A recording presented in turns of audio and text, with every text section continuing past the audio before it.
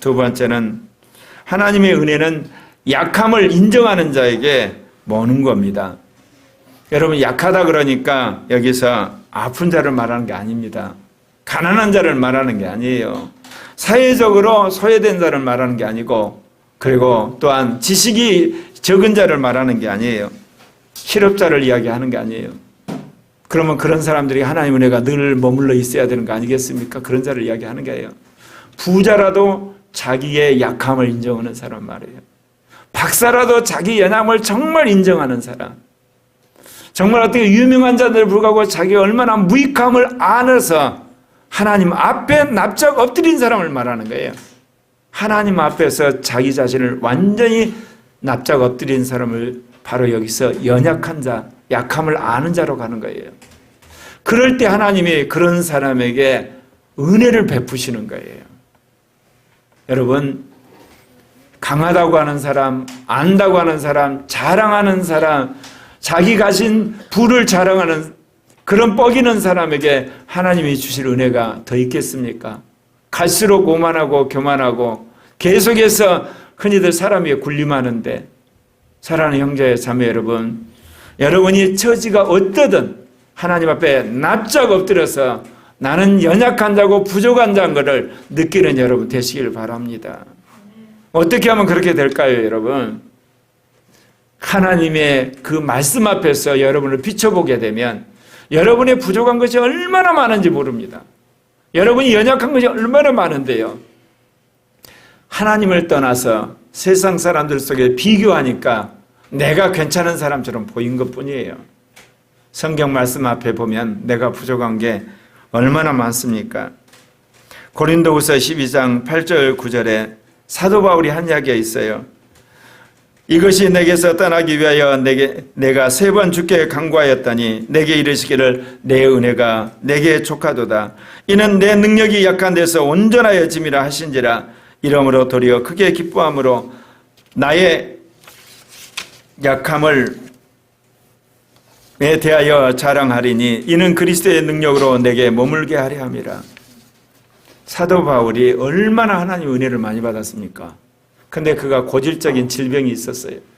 3번 주님 앞에 작정하고 기도를 한 거예요. 근데 주님이 내 은혜가 족하다. 한마디로 그 질병 짊어지고 살으라 그렇게 하셨어요. 그래서 사도 바울이 더 이상 구하지 않았어요. 그러면서 사도 바울이 그 질병을 짊어지고 살 때마다 늘 하나님 앞에 은혜를 구한 거예요. 얼마나 힘들겠습니까? 그러니까 그가 하나님의 은혜 없이는 살 수 없는 자가 되었던 겁니다. 사랑하는 형제 자매 여러분, 우리는 항상 편한 걸 원하죠. 힘 있는 걸 원하죠. 저도 마찬가지예요. 제가 하나님부터 말씀을 엄청 받고 성령의 충만을 받고 능력을 받고, 그래서 저는 생각에 나는 큰 교회도 원하지 않고 그래도 한 200~300명 되는 교회에서 열심히 주님이 은혜를 주시면 내가 그때 한국 교회를 개혁하고 아시아 교회를 개혁하고 세계 교회하는 교회가 됐으면 좋겠습니다. 근데 그 기도 주님 들으신 게 아니야. 확 불면 날아버릴 것 같은 교회, 그걸 25년 동안 주님 붙들고 가진 거예요. 개척할 때하고 지금 오고 숫자는 비슷해. 그런데 형제자매들이 변화돼서 동력자 같은 거예요. 여러분, 하나님의 연약함, 하나님이 우리의 연약함 가운데서 하나님을 붙들게 만드시는 거예요. 아마 제가 교회가 한 1000명쯤 됐으면 저 벌써 저 감옥에 있을 거야. 문재인 정권 타도하면서 내가 정광 목사 더 열심히 싸워가지고. 근데 하나님이 그 길은 네 길이 아니라 그래요. 그 길은 쉬운 길이다. 감옥 간다고 옛사람이 죽냐? 감옥 간다고 육신이 죽냐? 감옥 간다고 원죄가 죽냐? 감옥 간다고 율법에 죽냐? 감옥 간다고 명예욕이 죽냐? 안 죽잖아. 너가 이렇게 시달리면서 섬기는 자의 인생을 사는 것이 너 죽어지는 길이잖아. 여러분, 죽는 방법도 여러 가지인 거예요, 사람들은. 예. 저는 감옥 가는 거 두려워하지 않아요. 20대 학생운동하면서 나는 데모하다가 감옥 갈 생각을 늘 했거든. 4년을 대학 내내 그거 한 거야. 내 차례가 오면 나도 어쩔 수 없이 주동을 해서 감옥 가야지. 단 죽지만 않는다면. 근데 예수를 믿고 나서 내가 깜짝 놀란 게 있어요. 죽으면 부활한다는데 목사님들이 죽음을 두려워, 고난을 두려워하고 가난을 두려워하더라고. 난 정말 미스터리였어요. 설교할 때는 죽으면 부활한다고 해놓고. 근데 역설적으로 주님이 나를 그런 투사의 자리로 나를 안 부르세요. 거꾸로 인내하고 참고 기다리고 뭐 그런 자리를 나를 부르시는 거예요. 인간적으로 분통이 터지는 거예요. 그냥 화끈하게 그냥 하고 분명하게 그냥 내지르고. 사람마다 죽는 자리들이 달라요. 방법이. 네. 그래서 그러다 보니까 하나님 은혜를 더 구하게 되고 그리고 말씀을 더 구하게 되고 더 온전해지기를 원하고 그러기를 원해요. 사랑하는 형제 자매 여러분, 사도 바울이 늘 하는 이야기가 있어요. 고린도후서 11장 23절에 그런 이야기예요. 그들이 그리스도의 일꾼이냐 정신없는 말을 하거니와 나는 더욱 그러하도다. 내가 수고를 넘치도록 하고 옥에 갇히기도 더 많이 하고 매도 수없이 맞고 여러 번 죽을 뻔하였으니 유대인들에게 40에 하나 감한 매를 5번 맞았으며 3번 태장을 맞고 1번 돌로 맞고 3번 파성을 하고 일주일을 깊은 바다에서 지냈으며 여러 번 여행하면서 강의 위험과 강도의 위험과 동족의 위험과 이방인의 위험과 신의 위험과 광야의 위험과 바다의 위험과 거짓 형제 중의 위험을 당하고 또 수고하며 애쓰고 여러 번 차지 못하고 줄이며 목마르고 그런 인생을 그가 살았다는 겁니다. 예.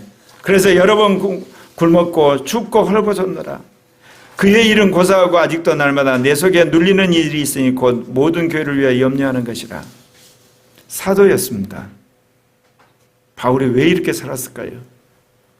주님이 기뻐하시는 길이기 때문에 산 거예요. 우리가 항상 착각하는 게 있어요. 하나님 은혜를 많이 받았다 그러면 이 땅에서 편하고 이 땅에서 권세를 누리고 이 땅에서 유명해지고 그리고 이 땅에서 사람들의 명성을 얻는 것, 그건 인간적으로 생각하는 거예요. 그럴 때도 있기는 해요. 그런 사람도 있고 그런 순간도 있지만 특별히 사도 바울은 그랬어요. 그럼 왜 그러냐? 사도 바울을 주님께서 오고 오는 수많은 사람들에게 자기의 연약함과 부족함을 아는 표대로 하나님 세우신 거예요. 그리스도의 살아있는 증인으로 세우신 거예요. 십자가에 죽은 그 예수를 담는 살아있는 순교자로 바울을 부르셨은 거예요. 여러분, 유명한 목사 때문에 교회가 부흥하나요? 부흥하죠. 그러나 사실은 살아있는 순교자들 때문에 교회가 부흥하는 거예요. 군데군데 숨어서 이름 없이 정말 순교적 삶을 사는 사람들 때문에 교회가 부흥하는 거예요. 그 열매를 유명한 목사가 따먹는 거예요, 여러분. 그런 교인들 때문에 유명한 장로, 집사들이 생기는 거예요, 여러분. 그거 없이면 교회는 사라져요. 지난 오전 동안 이 나라를 지킨 사람들이 누구예요? 문재인 정권과 싸운 사람들이. 강화문에 있는 정광훈 목사와 애국 우파들. 그 사람들이 싸웠어. 5년 내내 강화문에서 데모하고 싸웠어. 또 하나 그룹이 있어. 동성애 차별 급집회 막으려고 국회 앞에서, 국가인권위원회 앞에서, 정부 청사 앞에서, 시청 앞에서, 시의회 앞에서 날마다 데모하고 성명서 내고 그렇게 싸웠어. 그래서 이 나라에 사람들이 의식이 깨어나면서 정권 교체가 된 거예요. 근데 내가 보건대 이 두 그룹이 흔히들 말하는 윤석열과 국민의힘 정권을 잡은 사람들에서 소외됐어. 세상이 그래요. 그러지 않는 사람들이 벌떼처럼 달려들어가지고 한마디로 그 주위에서 선대위라고 그러고 나름대로 일하는 거 보면서 세상이 참 그런 거구나. 그러나 하나님이 밑바닥에서 그렇게 싸우면서 기도하는 사람들의 기도를 들으시고 기적을 지금 행하고 계시는 거예요. 우파 적폐 청색 끝나고 5년 만에 좌파 적폐 청산하시는 일을 하시는 겁니다. 하나님은 연약하고 약하고 정말 밑바닥을 기는 사람들의 기도를 들으셔서 기적을 행하고 계시는 겁니다.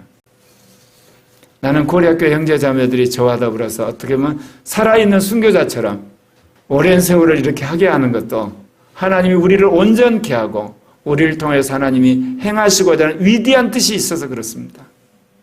더 이상 돈 많은 교회, 힘 있는 교회, 권력이 있는 그런 교회가 아니라 성령으로 사는 교회, 말씀에 순종하는 교회, 거룩한 교회, 정말 주님의 뜻만을 구하는 그런 교회와 그런 종을 만들기를 원하시는 거예요. 그래서 그런 사람들이 전국에, 전 아시아에, 전 세계에 퍼질 때 그때서야 주님 오시는 겁니다, 여러분.